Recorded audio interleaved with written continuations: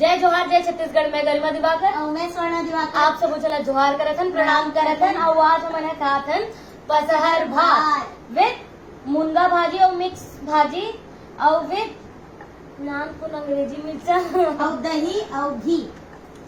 हमन आज हमर मन के पापा के जन्मदिन है ना, तो हमर महतारी हमर बर पसहर भात रांधे है। तो और हम दीदी घरों मेरी कमरछट हाँ कमरछट में खाते ना पसहर भात। अपन लइका मन बर महतारी मन ह रखे कमरछट के उपवास।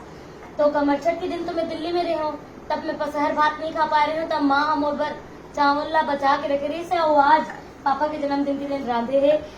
तब लइका मन जब लइका रहन हमन हा तब हमन पसहर भात अब्बड़ कन खान और भारी झगड़ा हुआ। मैं ज्यादा खाऊं मैं ज्यादा खाऊं, हमन कुकुर भी लेके बाटल भी नहीं बचाते सबरा खा लिया सबरा खा डोकरी लिया। खा ले और पोतना मारता है डोकरी दाई के लिए धलो धलो एकदम नंगा के खा लो। तो आज भी खाते तो बहुत अच्छा लगा था, एकदम नानपन के सूरता थे और मैं तो तरस गए हूँ पसहर भात खाए के लिए। तब मैं खाऊं और मुझे